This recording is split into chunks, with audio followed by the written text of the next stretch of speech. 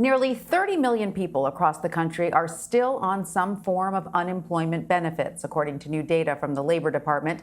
Data from last week shows more than 850,000 people filed new unemployment claims with their state. On top of that, another 838,000 filed new claims under the Pandemic Unemployment Assistance Program, which helps freelancers and part-time workers who normally are not eligible for state benefits. I want to bring in the Washington Bureau Chief and Senior Economic Analyst for Bankrate, Mark Hamrick. Mark, welcome. Thank you so much for joining us. So looking at these numbers, what can you tell us about the state of the country? Well, these are still extremely elevated numbers, Tanya. And to think about just one set of numbers there, that is the program that is administered by the 50 plus states. We're about 4 times the level of jobless claims that we saw before the pandemic. And in the 25 weeks where we've had these elevated claims, we're almost at the half-year mark. We'll get that next week. Only 3 weeks have had new claims below the 1 million level. So in a year where we've almost become accustomed to bad news, we're looking for signs of positivity, but this was another grim reminder that unemployment remains historically elevated. So digging into these numbers a little bit, standard unemployment claims have largely steadied over the past 5 weeks, but claims for part-time and freelance workers are rising more significantly. What does this tell us about the situation of many of these individuals? And also, as we've seen the country move in many ways towards a gig economy, a lot of Americans relying on two or even three part-time jobs to put food on the table. What does this whole picture tell us?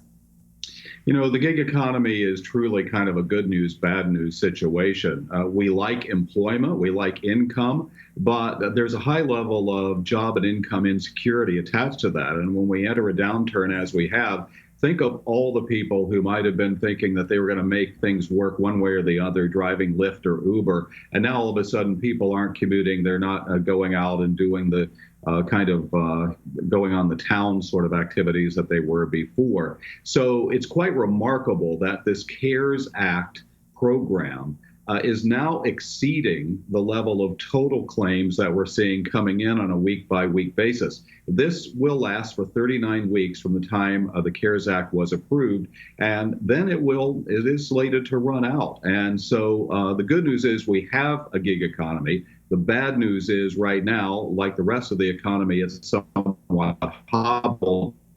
There's a high level of job and income insecurity attached to it.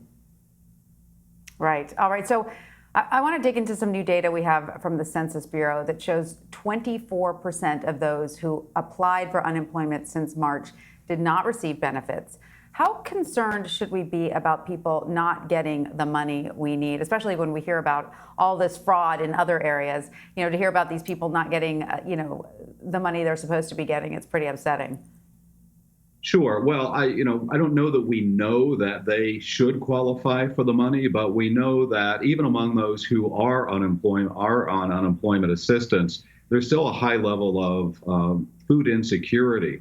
And when we look at the very valuable Census Bureau Household Pulse Survey, it tells us that roughly 2/3 or 3/4 of the people in that group of nearly 30 million who are on unemployment are suffering some level of food insecurity in a given week. And we had seen previously as well that about half of households have lost income during this downturn. So yeah, it's of great concern, and this helps to explain the heartbreaking images we see all across the country where people are lining up for food because when you're living paycheck to paycheck and the paychecks run out, then you're in real trouble when you don't have anything to fall back on if you have no emergency savings, as many Americans find themselves in that position.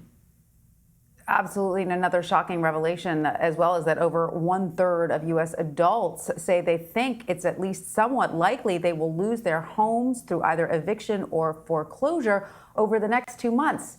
That's a shocking number. And on top of that, 10% of the country lives in households, as you pointed out earlier, without enough food.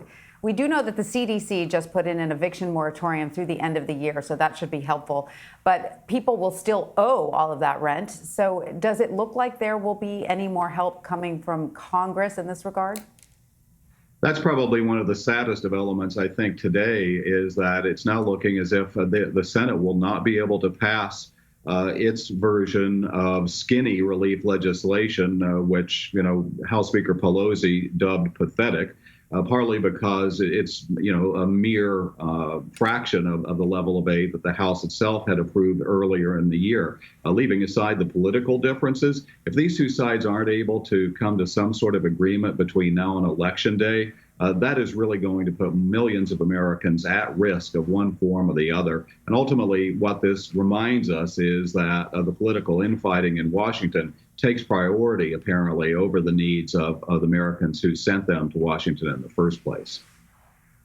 Absolutely. All right. Well, Washington Bureau Chief and Senior Economic Analyst for Bankrate, Mark Hamrick, thank you so much for joining us. Great to be with you. Thank you.